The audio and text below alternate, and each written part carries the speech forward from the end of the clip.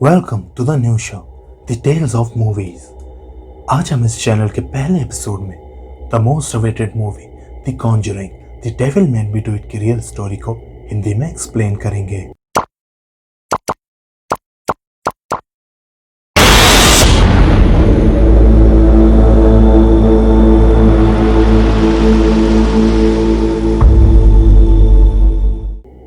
ये Conjuring universe की 7वीं किस्त है और द कॉन्जरिंग मूवी का तीसरा भाग। इस मूवी को माइकल शेव्स डायरेक्ट कर रहे हैं और इसका डिस्ट्रीब्यूशन वार्नर ब्रदर्स कर रहा है।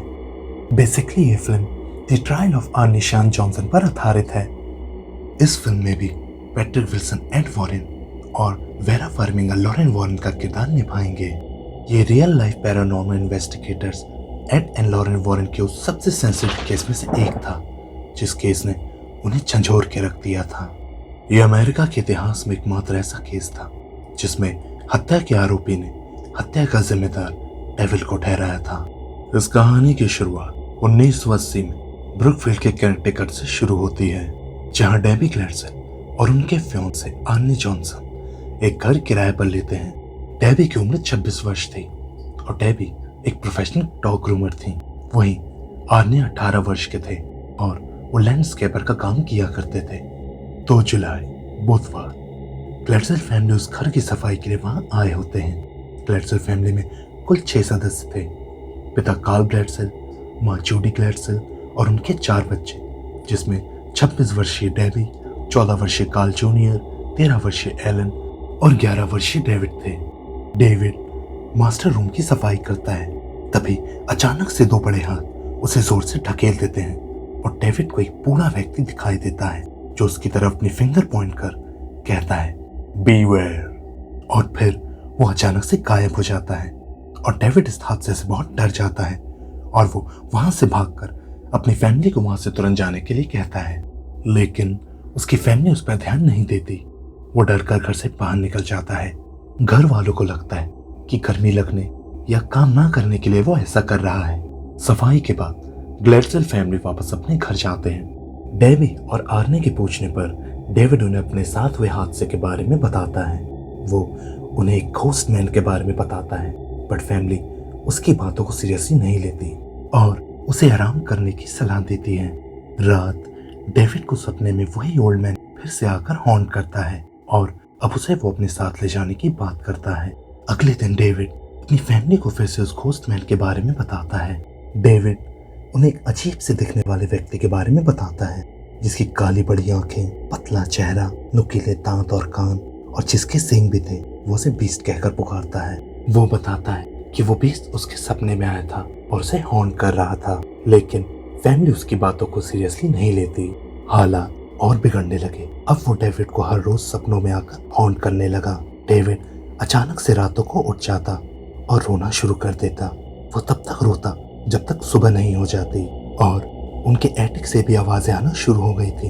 घर वालों ने दावा किया था कि अक्सर उनके एटिक से आवाजें आती थीं, लेकिन चेक करने पर वहां कोई भी नहीं होता था।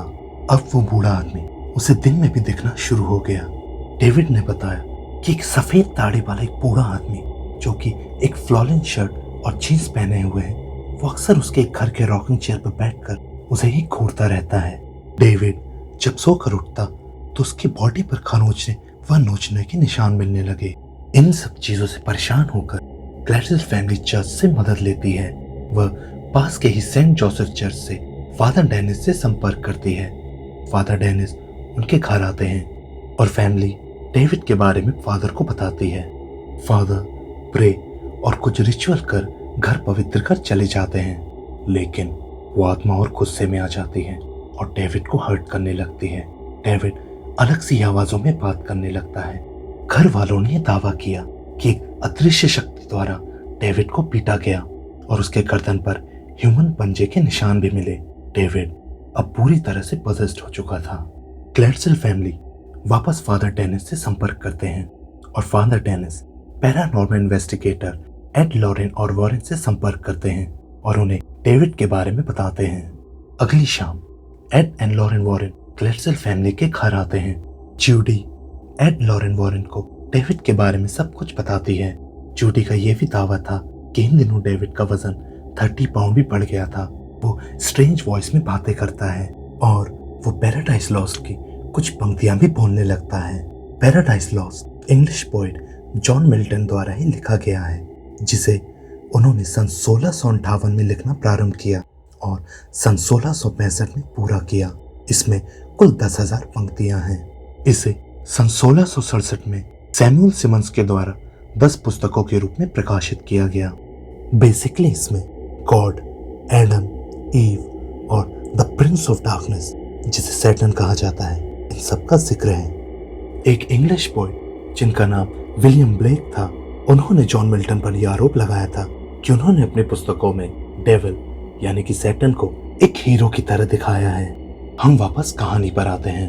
एड एंड लॉरेन जब डेविड से मिलते हैं तो लॉरेन को एक अजीब सी परछाई का एहसास होता है जो डेविड के इर्द गिर्द ही होती है और उसे अकेला नहीं छोड़ती। डेविड वॉरेन से भी स्ट्रेंज वॉइसेस में भी बातें करता है। एड एंड लॉरेन ये समझ जाते हैं कि डेविड किसी डीमन के द्वारा ही पजेस्ड है। लॉरेन ग्लैडसेल फैमिली को ये बताती है कि डेविड डीमन के द्वारा ही पजेस्ड है।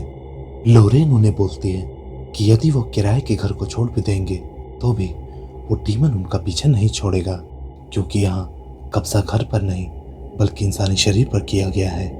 और सबसे चौंकाने वाली बात ये थी कि लॉरेन ने उन्हें बताया कि डेविड पर एक नहीं बल्कि 43 डीमन का कब्जा है और वो उन्हें जल्दी एक्सॉर्सिज्म की प्रक्रिया शुरू करने का आश्वासन देते हैं। और उन्होंने ये भी कहा कि कुछ महीने भी लग सकते हैं डेविड को ठीक होने में। और फिर वॉरेंस चर्च की अनुमति लेने के बाद फादर वेर्गुलक और 3 अलग प्रीस्टों के साथ मिलकर एक्सॉर्सिज्म की प्रक्रिया को शुरू करते हैं। आर्ने भी डेबी और ग्लैडसेल फैमिली के साथ उसी घर में शिफ्ट हो जाता है और एक्सॉर्सिज्म के दौरान वो डेविड की मदद भी करता है। एक्सॉर्सिज्म के दौरान डेविड बहुत तड़पता है और चिल्लाता है, वो रोता है और बेहोश हो जाता है। डेविड पर दूसरे चरण का एक्सॉर्सिज्म हो जाने के बाद एक दिन डेविड अपनी फैमिली को बताता है कि वो डीमन वापस उस कुएं में चला गया है। आर्ने के पूछने पर कि वो किस कुएं की बात कर रहा है, वो बताता है ये वही कुआं है जो किराए वाले घर के पीछे है और ये सारे उसी कुएं से बाहर आए हैं। इस बात को चेक करने के लिए आर्नी जॉनसन अपने किराए वाले घर के पीछे जाता है और सच में उसे एक कुआं दिखता है। और आर्नी ने दावा भी किया था कि जब वो उस कुएं के अंदर झांकता है तो उसे एक डीमन उस कुएं में छिपा बैठा दिखाई देता है। एक्सॉर्सिज्म के दौरान डेविड की तकलीफें और बढ़ने लगती हैं। एक दिन एक्सॉर्सिज्म के दौरान डेविड की तकलीफों को देख आर्नी गुस्से में आ जाता है और वो रोता हुआ और चिल्लाता हुआ ये कहता है कि उनमें दम नहीं है, वो कमजोर हैं जो एक बच्चे को परेशान कर रहे हैं। अगर हिम्मत है तो उस पर आकर दिखाए। वो डीमन को चैलेंज करता है। एड उसे ऐसा करने से मना करते हैं। वो कहते हैं कि तुम उन्हें चैलेंज नहीं कर सकते। वो उनकी बात नहीं सुनता। डेविड पर 3 बार एक्सॉर्सिज्म की प्रक्रिया की जाती है। थोड़े दिनों में डेविड की हालत स्थिर होने लगती है। वो वापस से नॉर्मल होने लगता है। पर जिस चीज का डर था वही होता है। अब वही खोज आर्ने को भी सपनों में दिखाई देने लगता है। थोड़े ही दिनों में आर्ने और डेबी एक नए अपार्टमेंट में शिफ्ट हो जाते हैं, जिस अपार्टमेंट का मालिक 40 वर्षीय एलन बोनो होता है। अब वही खोज आर्ने को दिन में भी दिखना शुरू हो जाता है। आर्ने कभी अकेले में कुर्राता, फुंकारता और काफी चिड़चिड़ा सा हो जाता है। आर्ने के साथ भी अब वही होने लगा था जो कुछ दिनों पहले डेविड के साथ हुआ था। डेबी भी परेशान हो रही थी। डेबी को लगता है कि डेविड के साथ हुए हादसों का आर्ने के दिमाग पर बुरा असर पड़ा है, मगर सच तो यही था कि अब आर्ने भी पजेस्ड हो चुका था। 16 फरवरी 1981 लगभग शाम 6:30 बजे तभी एलन बोनो, जो कि आर्ने के लैंडलॉर्ड थे, उन दोनों के बीच किसी बात को लेकर बहस हो जाती है और आर्ने 5 इंच लंबी एक चाकू लेकर बोनो पर हमला कर देता है। आर्ने बोनो के पेट और सीने पर कई बार उस चाकू से हमला करता है, जिससे अधिक खून बह जाने की वजह से एलन बोनो की मृत्यु हो जाती है और फिर पुलिस आर्ने को हिरासत में ले लेती है। ये ब्रुकफील्ड के 193 साल के इतिहास में किसी मानव हत्या का पहला मामला दर्ज हुआ था। कोर्ट में आर्ने ने अपने बचाव में कहा, the Devil made me do it, मतलब कि शैतान ने मुझसे ये करवाया है। और उनके वकील मार्टिन मेलाना ने भी उनके इस दावे को सही ठहराया।